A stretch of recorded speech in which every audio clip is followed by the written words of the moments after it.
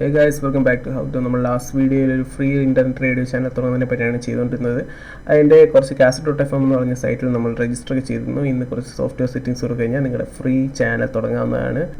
Last വീഡിയോയിൽ കുറച്ച് പേര് ഇൻസ്റ്റാൾ ചെയ്യുന്നതിനെ പറ്റി ഡൗട്ട് ചോദിച്ചായിരുന്നു. അതുകൊണ്ട് നമ്മൾ അതുകൂടെ ഈ വീഡിയോയിൽ ഇൻക്ലൂഡ് ചെയ്യുന്നതായിരിക്കും.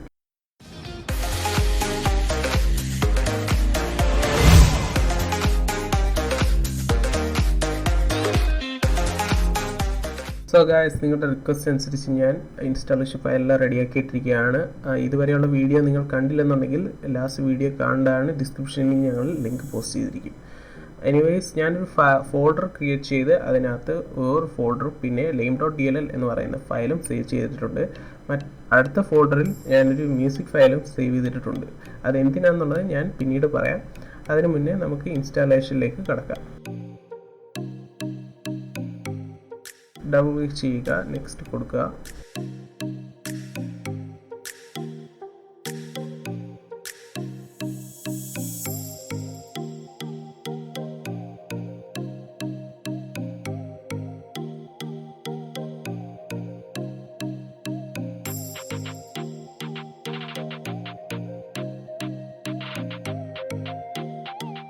ഇൻസ്റ്റാളേഷൻ കംപ്ലീറ്റ് ആയിരിക്കുകയാണ്. ഇനി ക്ലോസ് ചെയ്യുക, ലോഞ്ച് ചെയ്യരുത്, ക്ലോസ് ചെയ്യുക.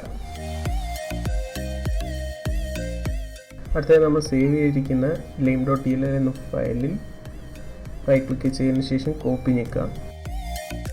അതിനുശേഷം നമ്മൾ ദിസ് പി സി എന്ന് പറയുന്ന ഫോൾഡറിലേക്ക് പോവുക. ദിസ് പി സി അവിടെ സിയിൽ ലോക്കൽ ഡിസ്ക് സിയിൽ പ്രോഗ്രാം ഫയൽസ് ഓപ്പൺ ചെയ്യുക.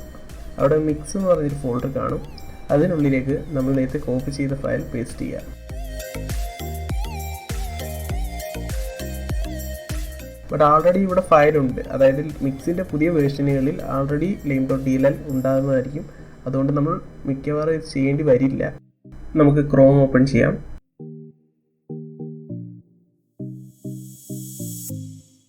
തിരിച്ച് cassette.fm എന്ന് പറയുന്ന സൈറ്റിൽ ലോഗിൻ ചെയ്യുക, അല്ലെങ്കിൽ നേരിട്ട് ലോഗിൻ പാനലിലേക്ക് പോവുക. അതിൻ്റെ ലിങ്ക് ഞാൻ താഴെ പ്രൊവൈഡ് ചെയ്യുന്നതായിരിക്കും.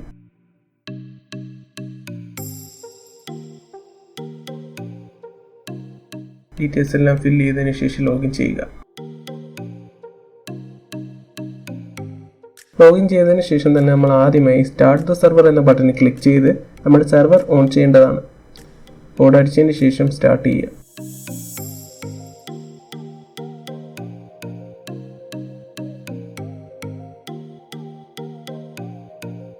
സെർവർ ഓൺ ആയെന്ന് കണ്ടു കഴിഞ്ഞാൽ ഉടൻ നമ്മൾ പുതിയതായി ഇൻസ്റ്റാൾ ചെയ്ത മിക്സ് എന്ന് പറയുന്ന ആപ്ലിക്കേഷൻ ഓപ്പൺ ചെയ്യുക. സോഫ്റ്റ്വെയർ ഓപ്പൺ ചെയ്യുമ്പോൾ തന്നെ നമുക്ക് ലൈബ്രറി ചൂസ് ചെയ്യാന്ന് പറഞ്ഞൊരു ഫോൾഡർ ഓപ്പൺ ആയി വരും. അത് നമ്മൾ എവിടെയാണോ സോങ് സേവ് ചെയ്തിരിക്കുന്നത് ആ ഫോൾഡർ ഓപ്പൺ ചെയ്യുക.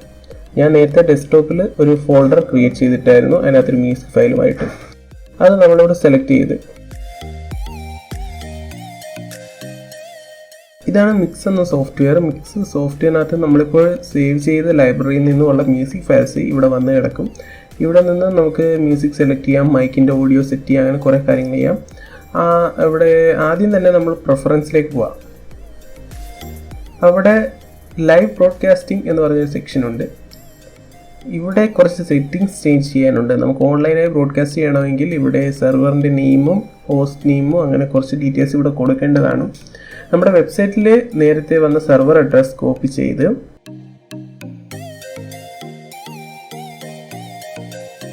ഇവിടെ ഹോസ്റ്റ് എന്ന സ്ഥലത്ത് പേസ്റ്റ് ചെയ്യുക.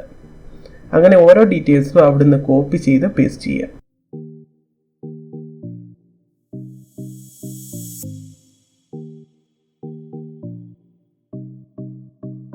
നമ്മുടെ ഫ്രീ അക്കൗണ്ടിൽ 3 ടൈപ്പ് ഓഡിയോ ക്വാളിറ്റിയാണ് അവൈലബിൾ ആയിട്ടുണ്ട്. 128, 64 ആൻഡ് 32 kbps. അതിന് നമുക്കിപ്പോൾ 128 ആണ് ഏറ്റവും വലുത്. അതുകൊണ്ട് നമുക്കത് സെലക്ട് ചെയ്യാം, കാരണം ഏറ്റവും നല്ല ക്വാളിറ്റി കിട്ടണേ.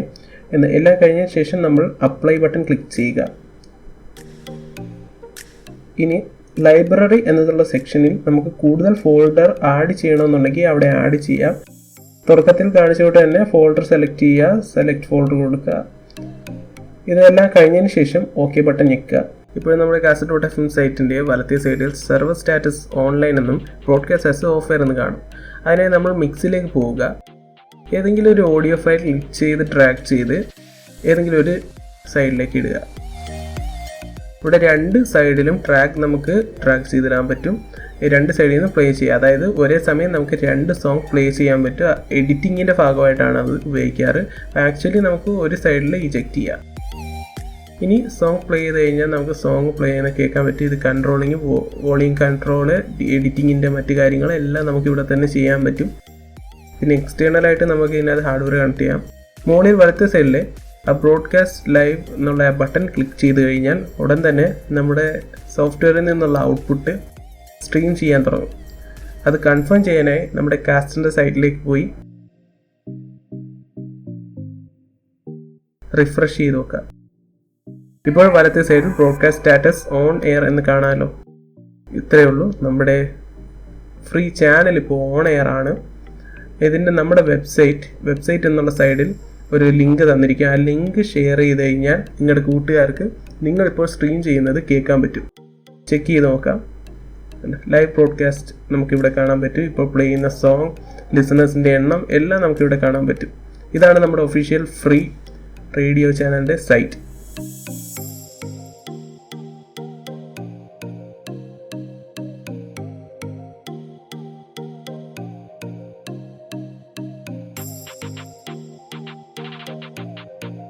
കാസ്റ്ററിൻ്റെ സർവീസ് ഫ്രീ ആണെങ്കിലും നമുക്ക് ഒത്തിരി ഫീച്ചേഴ്സ് ഇതിൻ്റെ കൂടെ അവൈലബിൾ ആണ്. നമ്മുടെ ലിസണേഴ്സിനോട് നമുക്ക് ഷൗട്ട് ചെയ്യാം, അല്ലെങ്കിൽ സോങ് റിക്വസ്റ്റ് അക്സെപ്റ്റ് ചെയ്യാം, മറ്റ് ലൈവ് ചാറ്റ്, അങ്ങനെ ഒത്തിരി ഫീച്ചേഴ്സ് ഇതിനകത്ത് അവൈലബിൾ ആണ്. എല്ലാം നിങ്ങൾ എക്സ്പ്ലോർ ചെയ്ത് നോക്കി കഴിഞ്ഞാൽ ഇതിനകത്ത് കാണാൻ പറ്റും.